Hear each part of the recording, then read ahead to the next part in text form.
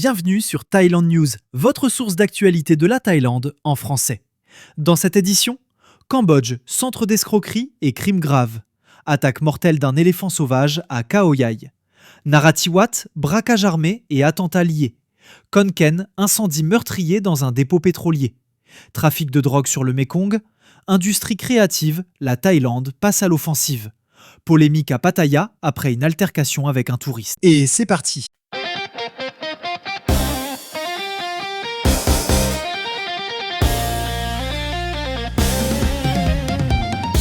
Amnesty International alerte sur des crimes graves commis dans des centres d'escroquerie au Cambodge. Selon des survivants récemment échappés, ces lieux seraient marqués par la torture, les violences sexuelles et le travail forcé. Ces évasions font suite aux pressions internationales et à l'arrestation de Chen Zi, figure clé de ces réseaux.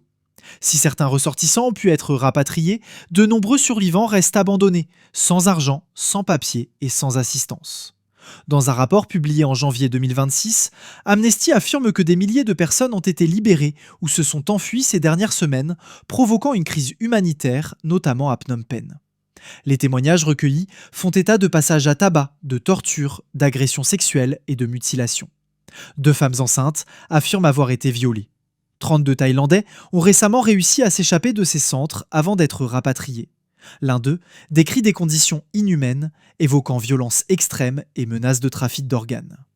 Un survivant raconte avoir été piégé par une fausse offre d'emploi, puis forcé d'escroquer ses propres compatriotes. Ceux qui n'atteignaient pas leur quota étaient battus sans accès aux soins. Malgré certaines opérations policières, de nouveaux centres continuent d'apparaître. Selon les Nations Unies, ces réseaux frauduleux représenteraient jusqu'à 60% du produit intérieur brut du Cambodge. Un éléphant sauvage a tué un touriste dans un camping du parc national de Khao Yai tôt le matin du lundi 2 février 2026. Selon les autorités, il s'agit de la 3e attaque mortelle attribuée au même éléphant mâle. Les conflits entre humains et éléphants sauvages se multiplient en Thaïlande, poussant les autorités à envisager des mesures exceptionnelles pour contrôler une population en forte augmentation. L'attaque s'est produite vers 5h30 alors que la victime, partie faire une promenade matinale près de son campement, a croisé l'animal sorti du parc. L'éléphant l'a violemment attaqué avant de la piétiner, provoquant sa mort à quelques mètres de la tente. Des campeurs ont assisté à la scène sans pouvoir intervenir, par crainte pour leur sécurité. Les gardes forestiers et la police sont ensuite intervenus pour repousser l'éléphant. Les responsables du parc ont indiqué que l'animal était en période de must, une phase hormonale durant laquelle les éléphants mâles deviennent extrêmement agressifs et imprévisibles. Il aurait déjà causé la mort de 2 habitants locaux. Les autorités étudient désormais des solutions comme l'éloignement de l'éléphant des zones habitées ou sa relocalisation afin d'éviter de nouvelles victimes. À Narathiwat, 8 des 19 suspects impliqués dans le braquage armé très médiatisé d'une bijouterie l'an dernier sont déjà connus des services de sécurité. Selon la police, ces 8 individus ont des antécédents liés à des infractions sécuritaires et seraient également impliqués dans l'attentat à la bombe contre une station-service PTT dans le district de Chané, survenu le mois dernier. Début février, une unité spéciale d'enquête a annoncé des avancées majeures après un long travail de recoupement entre preuves médico-légales et renseignements. Les éléments collectés lors du braquage, perpétré le 5 octobre dans un centre commercial du district de Sungai Kolok, ont été comparés au registre d'état civil. Ces vérifications ont conduit le tribunal provincial de Narathiwat à délivrer plusieurs mandats d'arrêt entre octobre et novembre. Les autorités précisent que 11 suspects sont jeunes et sans casier judiciaire, tandis que les 8 autres présentent un lourd passé lié à des affaires de sécurité. Certains d'entre eux seraient directement liés à l'attentat du 11 janvier. À Khon Kaen, un violent incendie a ravagé un dépôt pétrolier lundi matin, détruisant 4 camions-citernes, provoquant la mort d'un chauffeur et entraînant l'évacuation d'une école. Le feu s'est déclaré vers 9h dans un dépôt situé dans le district de Kranoan, à proximité immédiate d'une station-service et d'un établissement scolaire. Les équipes de secours, appuyées par la base aérienne de Namphang, ont utilisé de la mousse ignifuge pour maîtriser l'incendie. Selon les autorités, un camion-citerne chargé de carburant et 3 autres à vide ont été entièrement détruits. Les dégâts sont estimés à environ 8 millions de bahts.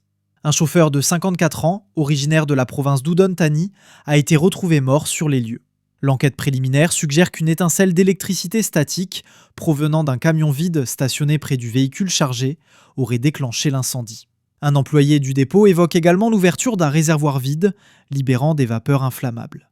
Par mesure de sécurité, une école secondaire voisine, accueillant près de 3000 élèves, a été évacuée. L'établissement a rouvert après la maîtrise du feu, bien que certains parents aient immédiatement récupéré leurs enfants.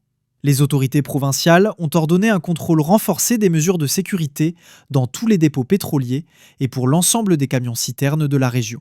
L'enquête se poursuit afin de déterminer les causes exactes du sinistre. À Nankai, les patrouilles frontalières ont saisi un total de 400 kilos de méthamphétamine de type crystal meth, abandonnés par des trafiquants sur les rives du Mékong. Selon la marine royale thaïlandaise, la valeur de la drogue saisie est estimée à environ 200 millions de bahts. Dimanche soir, vers 21h, une patrouille fluviale a repéré une activité suspecte près du fleuve, dans le district de Muang. Sur place, les agents ont découvert 3 sacs abandonnés contenant 100 kilos de drogue. Un jour plus tôt, dans la province voisine de Buangkan, 300 kilos supplémentaires ont été retrouvés, dissimulés dans le sidecar d'une moto sans plaque, laissée sur la berge du fleuve à l'aube. Les trafiquants ont réussi à prendre la fuite, profitant de l'obscurité et de leur connaissance du terrain. Les autorités assurent que les patrouilles le long du Mékong se poursuivent afin de démanteler les réseaux criminels transnationaux et de lutter contre le trafic de drogue menaçant la sécurité des zones frontalières. La Thaïlande entend dynamiser son industrie créative en lançant de nouvelles aides destinées au cinéma, à la télévision et au contenu numérique. Le ministère de la Culture met en place des mesures pour soutenir l'industrie nationale du contenu et renforcer l'économie créative comme nouveau moteur de croissance.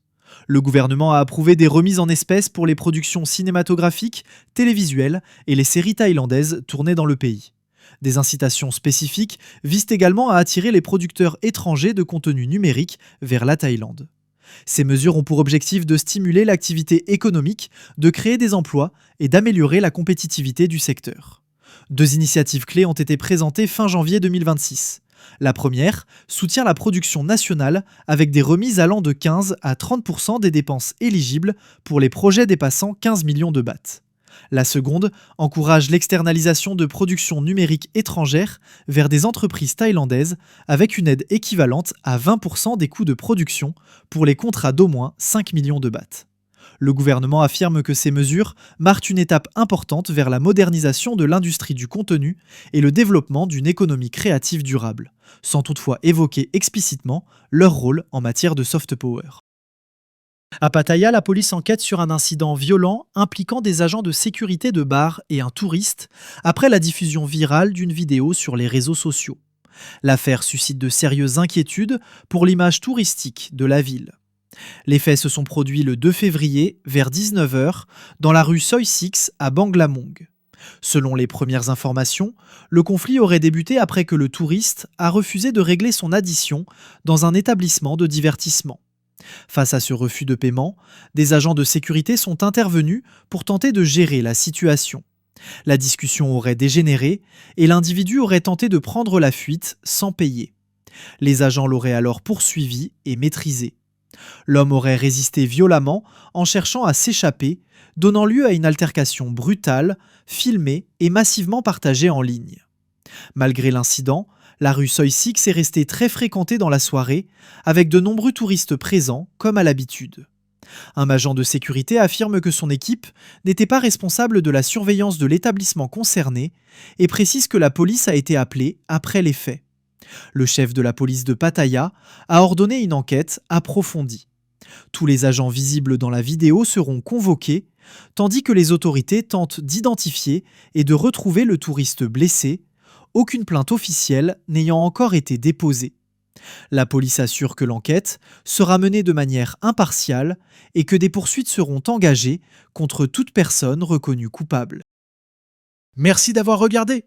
Abonnez-vous pour ne rien manquer de l'actualité en Thaïlande et partagez autour de vous. À demain, même heure.